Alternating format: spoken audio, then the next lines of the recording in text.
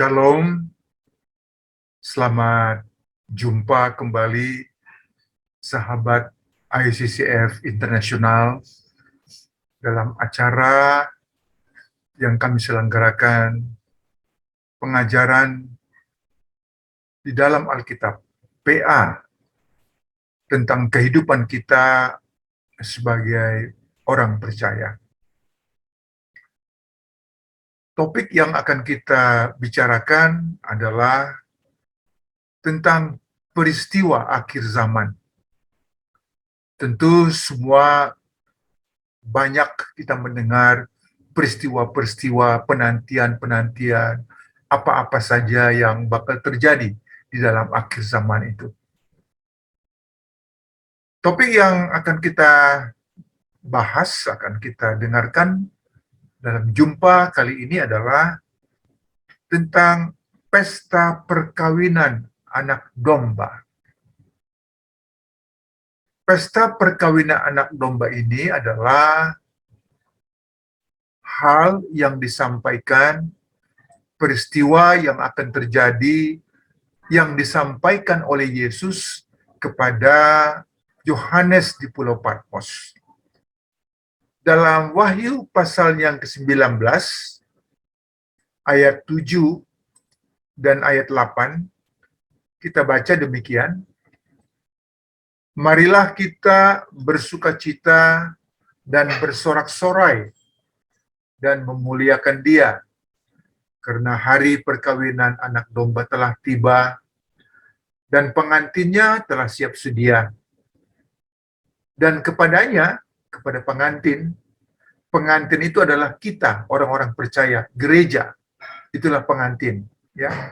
Dan kepada pengantinnya, kepada kita, dikaruniakan supaya memakai kain linen halus yang berkilau-kilauan dan yang putih bersih. Oleh bapak-bapak gereja, pakaian halus, linen halus itu adalah perbuatan yang benar dari orang-orang kudus. Itulah kehadiran daripada orang-orang yang diundang, dan itu adalah pakaian dari pengantin, dari gereja Tuhan, gereja Yesus, ya, tubuh Yesus. Kita adalah tubuh Yesus, dan sekaligus kita adalah pengantinnya juga. Dengan demikian pada Wahyu 19, apa yang dikatakan oleh Tuhan kepada Yohanes, bahwa berbahagialah mereka yang diundang ke perjamuan kawin anak domba. Perkataan ini benar, perkataan-perkataan dari Allah, sehingga kita diundang. Semua yang percaya kepada Yesus diundang untuk datang kepada pesta perkawinan itu. Hal ini juga diajarkan, disampaikan oleh Yesus kepada para murid-murid waktu Yesus melayani pada Matius 22 ayat 2 sampai ayat 4. Dikatakan, hal kerajaan surga seumpama seorang raja yang mengadakan perjamuan kawin untuk anaknya. Ia menyuruh hamba-hambanya memanggil orang-orang yang telah diundang ke perjamuan kawin itu. Tapi orang-orang itu tidak mau datang. Jadi undangan-undangan dalam arti penginjilan ada yang tidak mau datang. Ya, tidak mau datang ke dalam perjamuan itu. Ya, karena pada akhir zaman ada pesta, tetapi ada yang tidak mau datang. Kemudian ia menyuruh pula hamba-hamba lain, pesannya, katakanlah kepada orang-orang yang diundang itu, sesungguhnya hidangan telah kusediakan, lembu-lembu jantan dan ternak piaraanku telah disembelih. Semuanya telah tersedia, datanglah ke perjamuan kawin. Itulah undangan kepada kita. Saya menggambarkan tentang perkawinan, pesta perkawinan dalam konteks Yahudi. Ya, di sini ada pengantin yang berpakaian putih, ya, berkilau-kilauan, berpakaian putih. Dan yang hadir dalam pesta itu adalah orang-orang berpakaian pesta. Kalau kita membaca dalam uraian yang dikatakan oleh Yesus pada Matius pasal 22 itu, bahwa ada yang datang tidak berpakaian pesta. Orang yang tidak berpakaian pesta itu kemudian dibuang keluar, tidak ikut dalam pesta. Siapa yang tidak berpakaian pesta? Orang-orang yang tidak memperbaharui hidupnya. Bahwa hidup baru adalah lambang berpakaian pesta. Sehingga dalam gambaran yang saya sampaikan di sini, kita adalah orang yang berpakaian pesta, hadir dalam undangan perkawinan itu. Satu hal yang dalam pesta perkawinan tadi, bahwa posisi kita, keberadaan kita, ya, sesungguhnya sekarang, seperti yang dikatakan oleh Paulus pada 2 Korintus 11 ayat 2 itu, dikatakan kita adalah tunangan Kristus. Ya, kata Paulus, sebab aku cemburu kepada kamu dengan cemburu ilahi, karena aku telah mempertunangkan kamu kepada satu laki-laki untuk membawa kamu sebagai perawan suci kepada Kristus. Sahabat ICCF International, di dalam pembacaan kita pada kitab Yohanes pasal 1 ayat 12, disitulah situasi kita yang sungguhnya sangat membanggakan. Dalam Yohanes 1 ayat 12 dikatakan karena kita percaya kepada Yesus, kita adalah anak-anak Allah. Luar biasa posisi kita. Bagaimana kita menjaga diri kita sebagai anak-anak Allah dibandingkan dengan kehidupan kita dengan orang-orang dunia. Sebagai anak Allah tentu kita memberikan teladan bahwa kita adalah anak-anak daripada Bapa di surga. Kemudian dikaitkan dengan yang dikatakan oleh Paulus tadi pada 2 Korintus 11 ayat 2 tadi, kita sekarang juga adalah tunangan Kristus. Kita bisa membayangkan betapa hebatnya, betapa agungnya ternyata kita sekarang ini. Kita juga adalah tunangan Kristus. Sehingga kita bisa memahami pada waktu kita sekolah belajar Alkitab waktu masih muda, CD namanya dalam gereja-gereja mainstream, dikatakan pada hukum Taurat, 10 hukum Taurat itu bahwa Allah adalah Allah yang cemburu. Mungkin dulu kita hanya membaca, tidak memahami bagaimana kita mengerti Allah yang cemburu. Tapi pada waktu Paulus menggambarkan posisi kita sebagai tunangan Kristus, kita bisa mengerti. Oleh karena, sejak di dalam perjanjian lama pun, pada Hosea pasal 2, dalam perjanjian lama pun dikatakan, hubungan kita dengan Tuhan, hubungan umat dengan Tuhan adalah hubungan suami dan istri.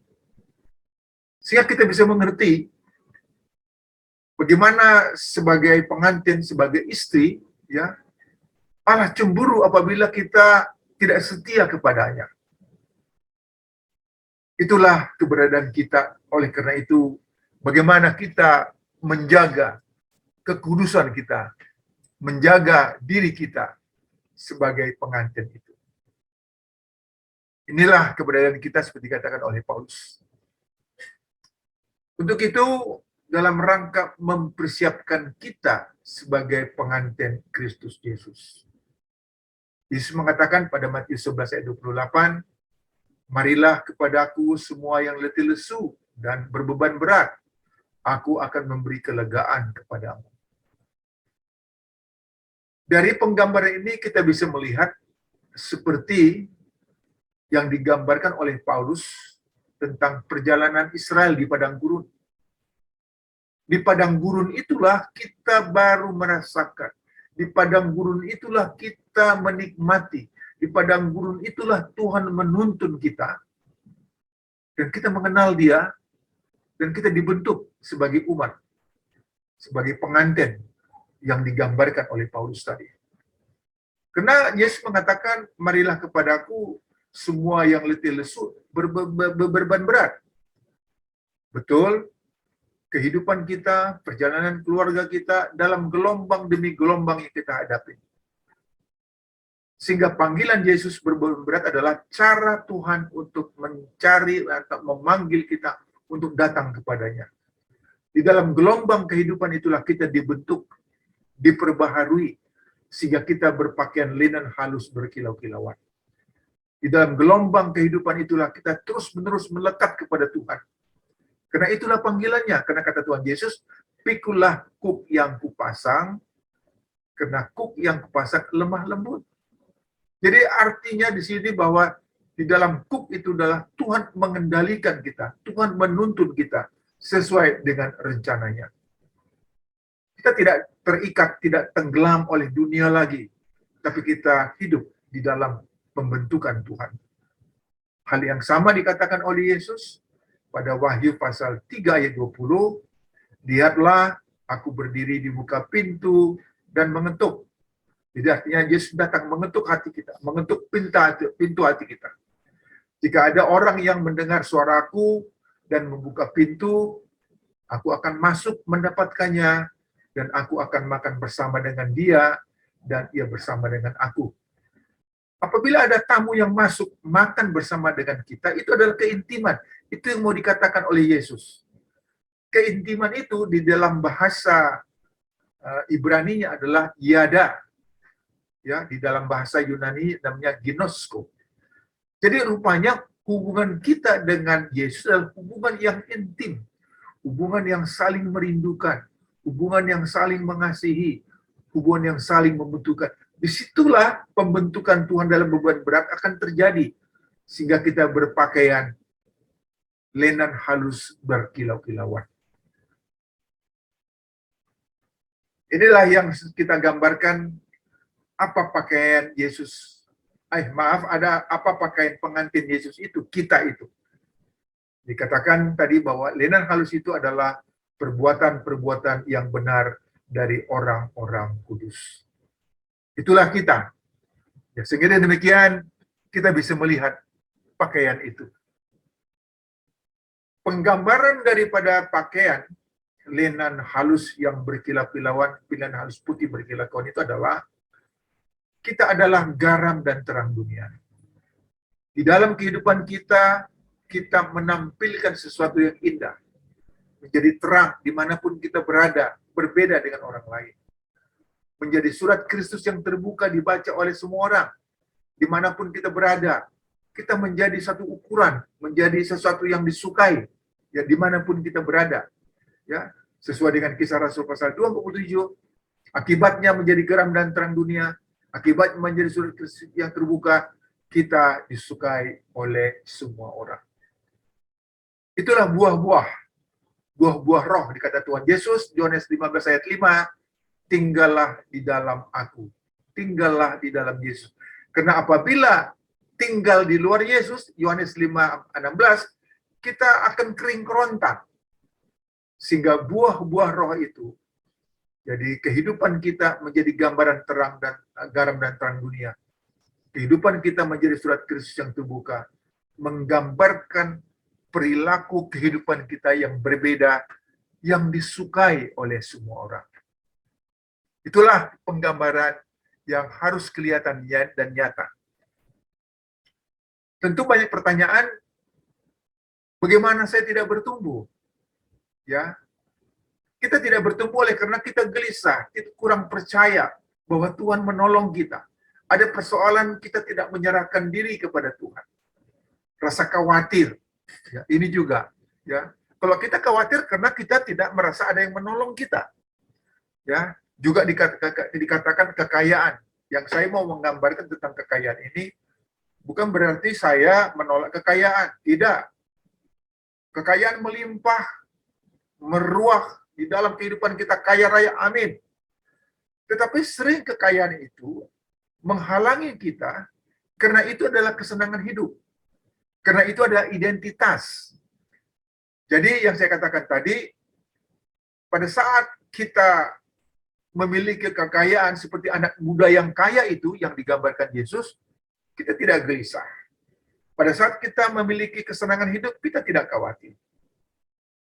Padahal Kata Yesus sesungguhnya bahwa hiduplah di dalam damai sejahtera Allah. Apapun yang terjadi, damai sejahtera yang melampaui akal, itulah yang menyertai kita di dalam kehidupan kita, dalam kuat kuasa yang menolong kita. Di dalam Lukas pasal 8 ayat 14, dikatakan kita tidak bertumbuh oleh karena kekhawatiran. Kita tidak bertumbuh oleh karena kesenangan hidup. Karena saya gambarkan tadi, ini yang dikatakan Yesus. Ya. Oleh karena itu, kalau kita kembali kepada panggilan itu, marilah kepadaku, hanya di dalam Yesuslah kita melangkah maju, melangkah menang, melangkah mendapatkan kekuatan bersama dengan Yesus.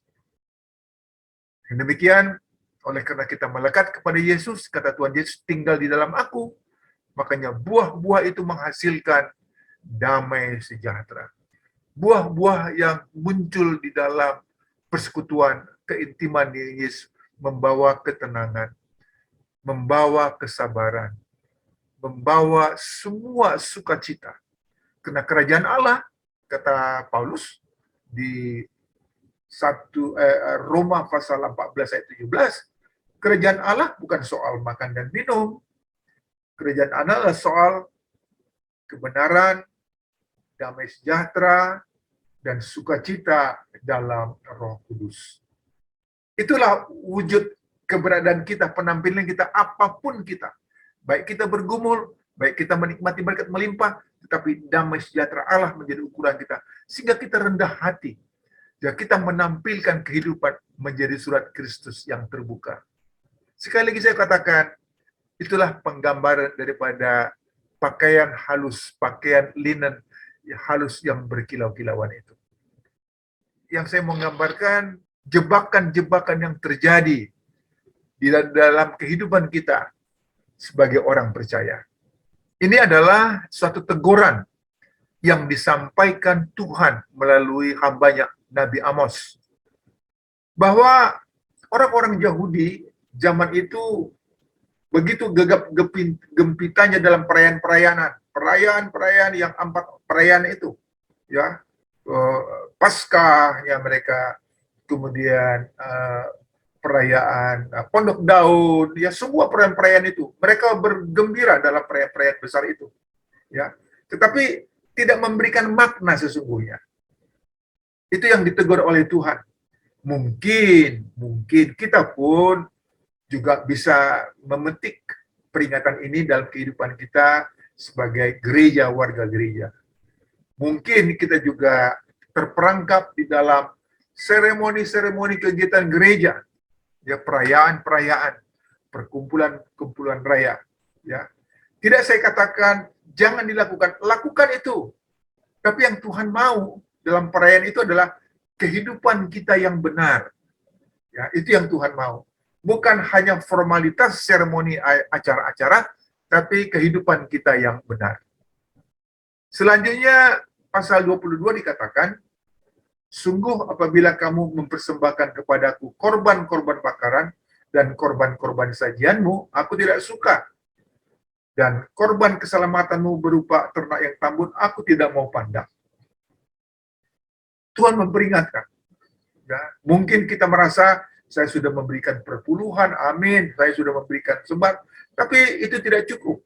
Ya, sehingga juga teguran Tuhan kepada korban-korban sajian, persembahan-persembahan daripada umat tidak suka. Karena kehidupan mereka tidak benar. Ini pun satu refleksi juga kepada kita. Kalau kita memberikan berkat-berkat di dalam kehidupan pelayanan gereja, puji Tuhan. Tapi bagaimana kehidupan kita? Ya, jadi sekaligus harus mempunyai satu dampak. Kita tidak merasa cukup. Saya kan sudah memberikan bantuan kepada gereja. Puji Tuhan, benar. Tapi bagaimana kehidupan kita? Itu yang diperingatkan. Ya, ini juga. Jauhkan daripadaku keramaian nyanyian. Lagu gambusmu, aku tidak mau dengar. Tuhan tidak mau itu. Ya, nyanyian bagus, pujian bagus, paduan suara bagus, amin, bagus. Ya.